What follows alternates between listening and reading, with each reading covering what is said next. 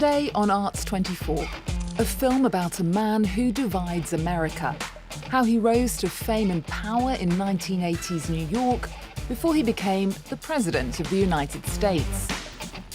Yes. Hello, this is Donald Trump from Mr. Cohn. Thank you so much. Donald who? Director Ali Abbasi's The Apprentice, starring Sebastian Stan as Donald Trump, premiered at the Cannes Film Festival in May. It earned a standing ovation and threats of lawsuits from the Trump election campaign.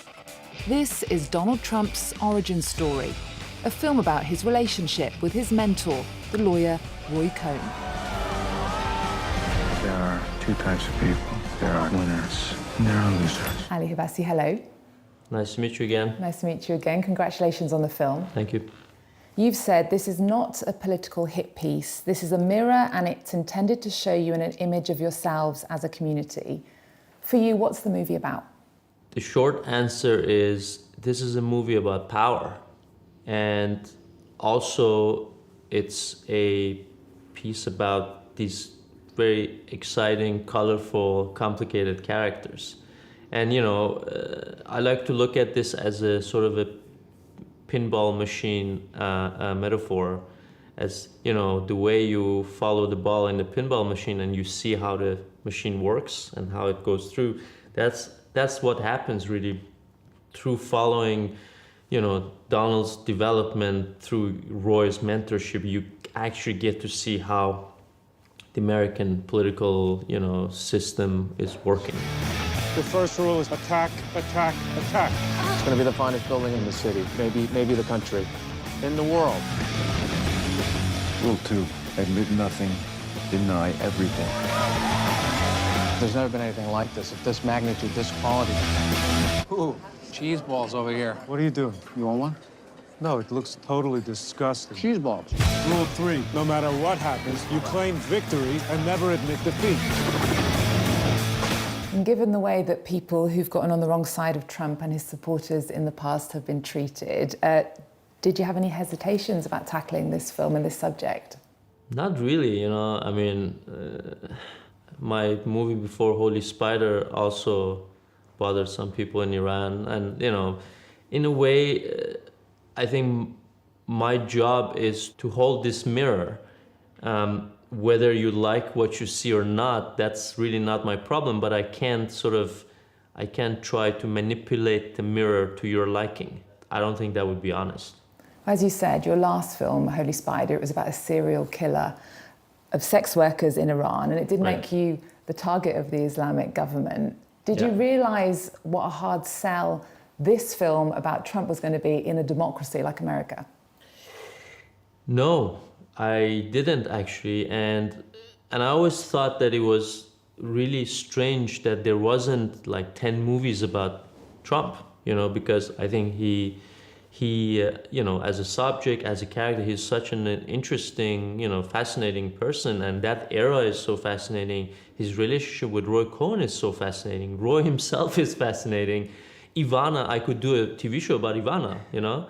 So there's a lot of material there, and these characters have been obviously treated many times in media. You know, there are like, you know, numerous Saturday Night Live sketches and all that, but they haven't been really treated as like complex human beings in sort of nuanced way.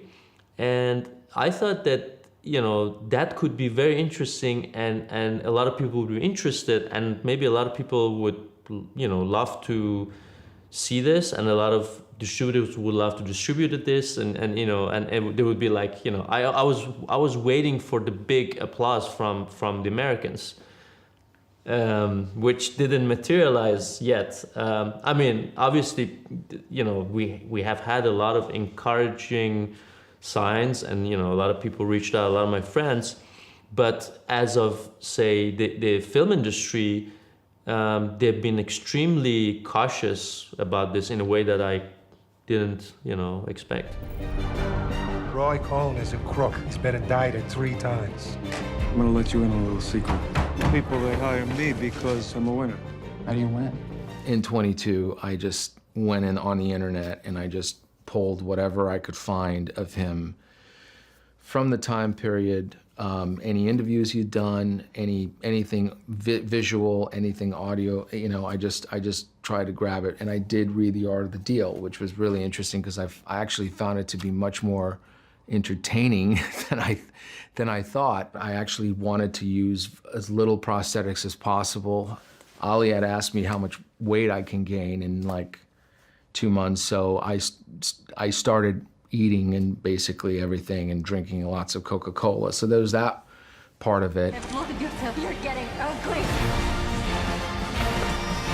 Don't you forget, I made you.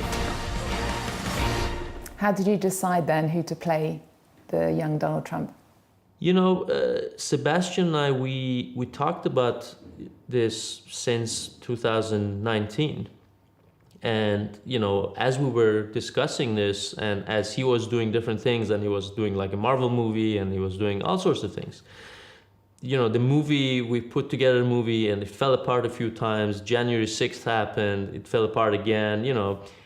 And, you know, there are a few things about Sebastian that, you know, are really important for the character.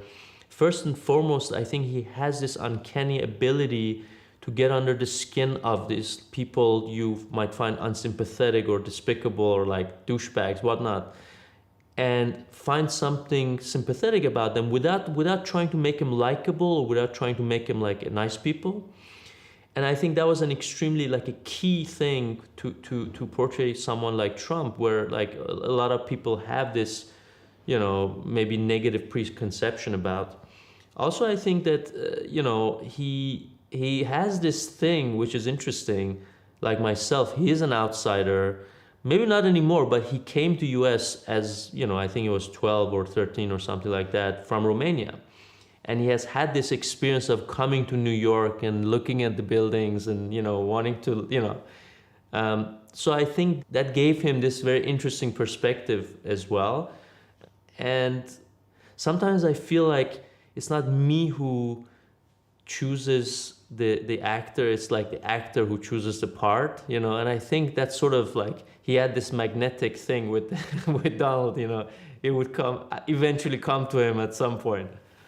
And how accurate is the film, Ali? That's a good question. There is the journalistic accuracy, and Gabe Sherman, who co-wrote the script together with me and who originated the idea, he's a political journalist. He works for Vanity Fair, New York Magazine. He wrote a book about Roger Ailes, the founder of Fox News. So he is very much an expert on the American right, and he did rigorous research, you know, on the script for, you know, a few years before we met. And whatever I checked, at least, you know, even to the details of, like, say, the fake cufflinks that Roy got on his birthday, those are actual, you know, events. Now, does that mean that the movie is accurate or real? That's a bigger philosophical conversation, because I think the kind of accuracy I'm interested in is more in the characters and in the complexity of the characters. In the end, I think the real measure of accuracy would be how this is going to be debated out there, you know, when it has its own life. Where do you get the drive? You're still so young, Donald. I got flair and I'm smart, so I think that's going to make me successful. But I also want to stay humble. Sorry, Judy. Listen, let's do the rest in person and bring a photographer, okay? Sorry, Roy. No, I mean, listen, it's your life. You got a ways to go, but you're learning. The film includes a scene where Trump rapes his wife, Ivana, and there's Right. also other scenes showing him getting liposuction and cosmetic surgery. Right. How did you decide where to draw the line between what was fair game and what was too salacious? I remember when we were working on the script and I shared with some of my friends, some of my liberal friends, they were saying you shouldn't show him as being too smart and sympathetic and you know, driven in the beginning, and like how he did some brilliant investments in real estate, because that would be like then you suck up too much to him or you make him look too good. And on the other hand, people were saying that, you know, you shouldn't like, this is maybe like too salacious to show him on you know, on operation. But for me, these are all part of the same character. You know, there's the same aspect or different aspects of the same character. And again, my job is to bring you the nuance and the complexity. And that means to be sort of fair and to bring sort of the same worldview that I would bring otherwise for any other character. So for me, I'm not thinking of him, oh, President Trump is getting a liposuction. I'm thinking, here's a guy at, you know, late 40s or something. He used to be very good looking. Now he's getting fat and he's getting bald, and he is in media all the time. So of course he wants to do something about it. This is part of his psychology. This is part of his development. So I think in that way, it's, you know, I think it's absolutely fair game, yeah. Just a final question. I wanted to ask you, do you have any predictions about the upcoming election? And do you think that Kamala Harris will have changed the odds? I am not really in the business of elections. That's more your business, obviously. I think this election cycle is probably the most unpredictable that I've seen. And you have, you know, the huge misinformation campaign that both sides are actually waging against each other. And you have, you know, the pent up anger and frustration, and you have the fucked up state of affairs in the world.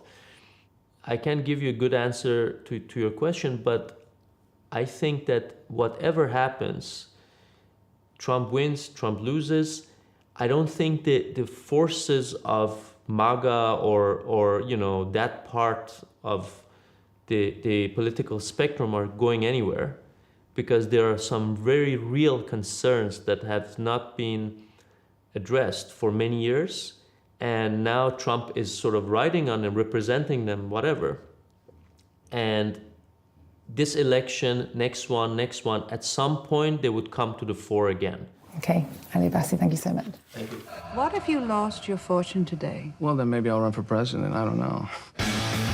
I say, if you're indicted, you're invited.